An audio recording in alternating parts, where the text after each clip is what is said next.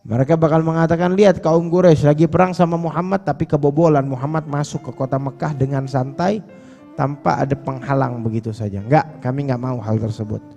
Kalau engkau emang mau ibadah, silakan ibadah, cuma enggak sekarang. Tahun depan engkau datang, silakan engkau beribadah yang engkau mau. Tetapi sekarang engkau datang enggak perlu.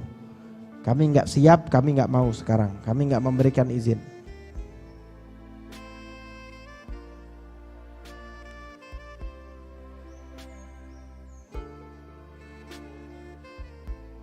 Ditulis perjanjian pertama.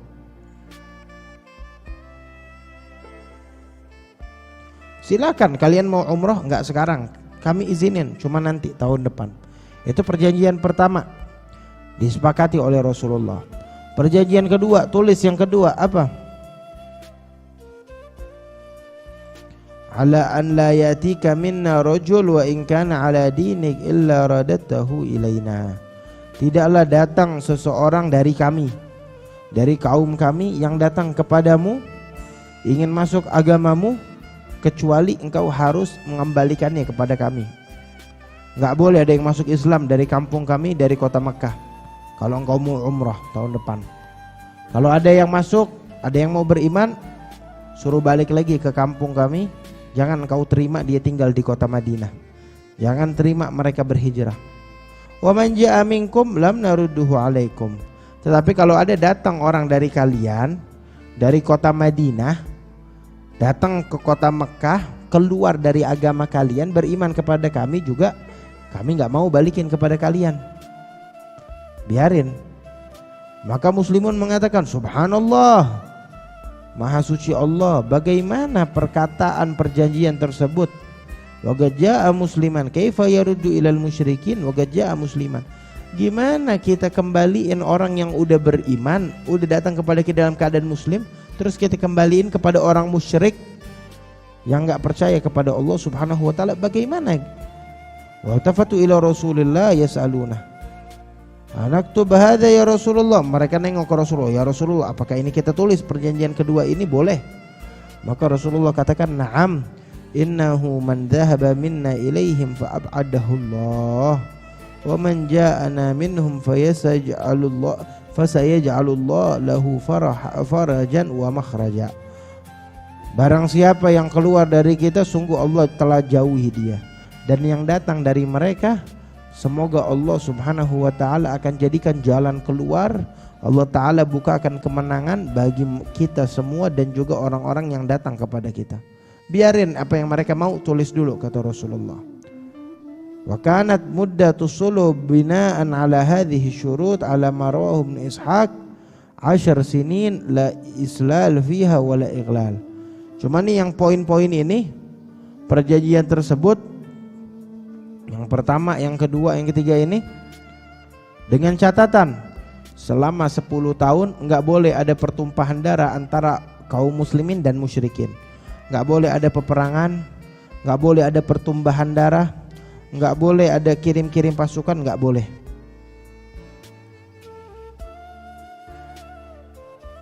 Bahkan mencuri atau mengkhianati satu sama lain enggak boleh dalam 10 tahun.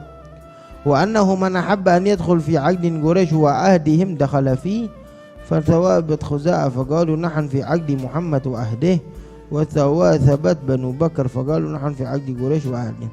Terus juga mereka mengajak orang-orang selain kaum Quraisy dan kaum muslimin untuk ikut di dalam perjanjian tersebut. Silakan. Yang mau ikut dalam perjanjian kita untuk mengamankan antara negeri kita, silakan ikut perjanjian, ikut di dalam tanda tangan menyepakati daripada hal tersebut. Intinya 10 tahun kita nggak boleh ada peperangan, nggak boleh ada pencurian, nggak boleh ada khianat, kita hidup tentram.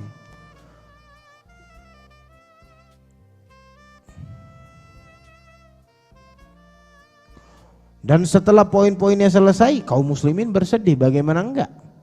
Ini adalah poin-poin yang hakikat, yang gambarannya merugikan kaum muslimin. Bagaimana enggak? Mereka udah datang umrah, enggak boleh tahun ini, suruh tahun depan. Terus kalau ada yang datang suruh dibalikin lagi, ini dan itu. Selama 10 tahun perjanjian seperti ini, mereka orang yang zalimin kita. Perjanjiannya ini terlalu berat bagi kaum muslimin.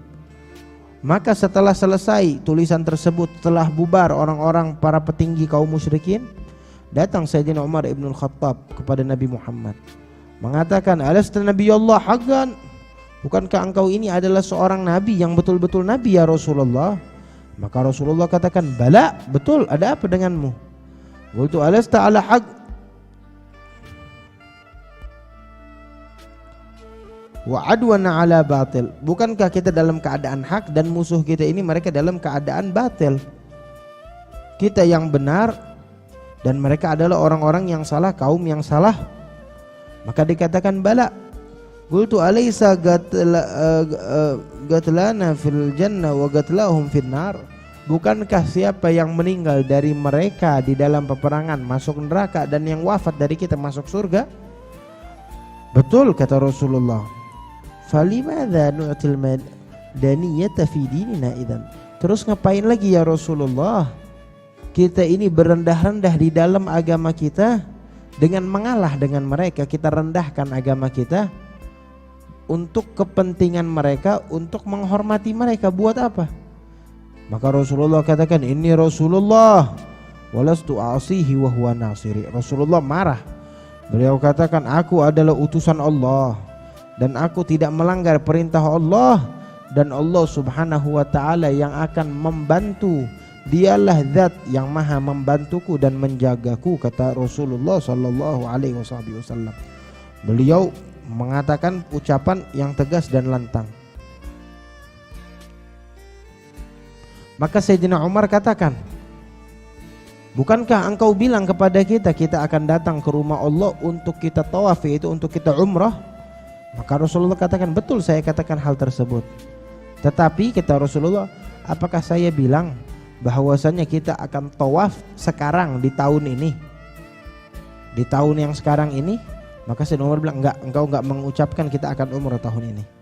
Fa innaka atihi wa mutawwaf. Khalas, kata Rasulullah, kalau begitu ambil kabar bahwasanya engkau akan tawaf dan akan datang waktunya untuk kita semua tawaf di tempat ini, cuma bukan sekarang, kata Rasulullah. Maka Sayyidina Umar bin Khattab enggak sabar. Beliau masih dalam keadaan panas. Bukan beliau enggak beriman atau beliau marah kepada Rasulullah, enggak, beliau tahu Rasulullah. Tetapi beliau keadaan hurga atau rasa kecemasan di dalam hati beliau. Beliau memiliki ihtimam, perhatian yang besar kepada agama. Maka tatkala beliau mendapati perjanjian tersebut, beliau merasa tersakiti dan beliau langsung melaporkan kepada Rasulullah, menanyakan perihal-perihal tersebut.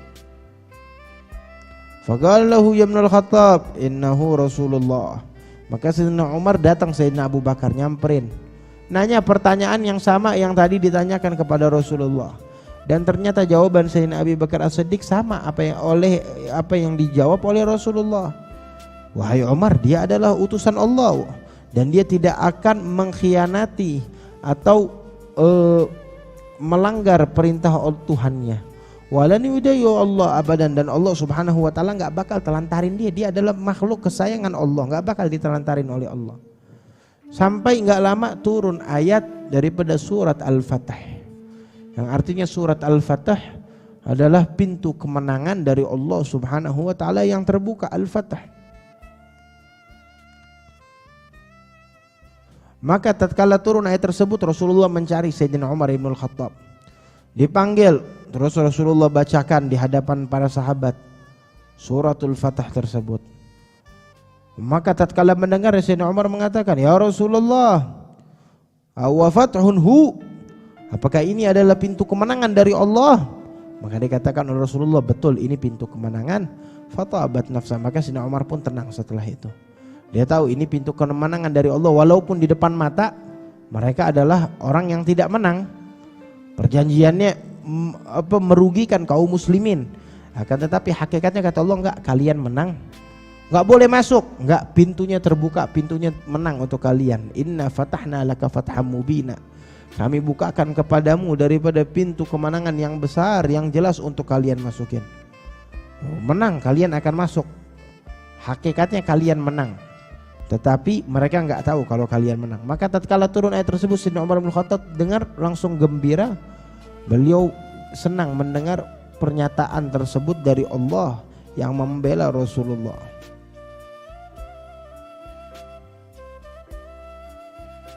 Maka Rasulullah bangun kepada sahabatnya dan mengatakan,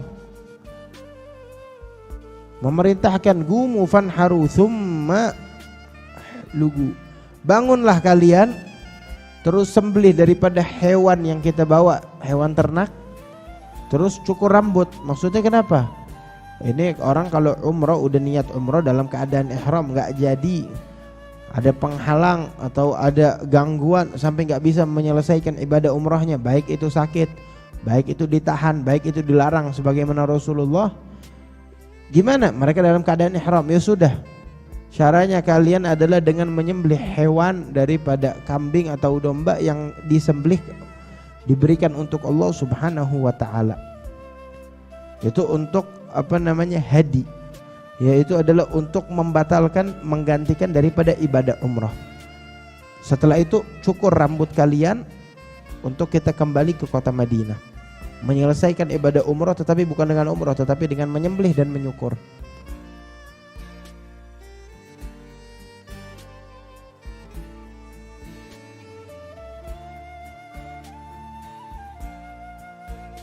Bahkan diulang ucapan tersebut sampai 3 kali oleh Rasulullah diingatin. Tetapi sahabat masih dalam keadaan sedih, masih dalam keadaan letih. Maka sebanyak dari mereka yang masih duduk nggak berdiri. Bukan nggak berdiri di sini berarti mereka mengkhianati Rasulullah, enggak. Tetapi mereka masih dalam keadaan sedih, masih berharap mungkin kita masih bisa masuk. Ayo, kita udah nyampe sini, udah jalan panjang, tinggal masuk Ka'bah depan kita, tinggal kita tawaf terus kembali. Maka Rasulullah masuk ke kemah yang kebetulan ada istrinya Ummu Salamah, dan Rasulullah ceritakan ungkapannya. Rasulullah sedih dengan para sahabatnya. Dia takut para sahabatnya tersebut, dengan ucapan para sahabat tersebut Allah akan murka kepada para sahabatnya. Maka Sayyidina Ummu Salamah mengatakan, ya Rasulullah, saya punya ide, silakan engkau keluar, jangan engkau bicara dengan siapapun dari sahabat, jangan keluar tanpa bicara. Setelah engkau keluar,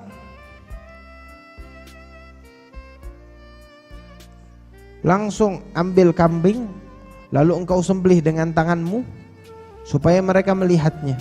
Terus panggil tukang cukur yang biasa mencukurmu. Maka Rasulullah keluar, gak berbicara dengan siapapun, dan menyembelih dan langsung menyukur. Tatkala para sahabat melihat hal tersebut, langsung mereka berdiri, mereka langsung menyembelih tanpa disuruh, dan langsung mencukur rambut mereka masing-masing.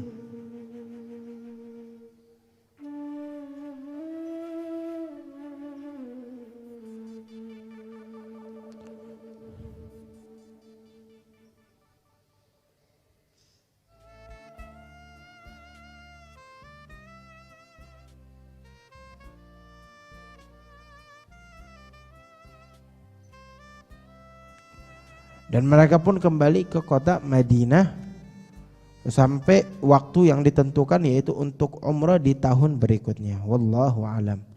Rabbana anfa'na bima 'allamtana, Rabbi 'allimna alladhi yanfa'una.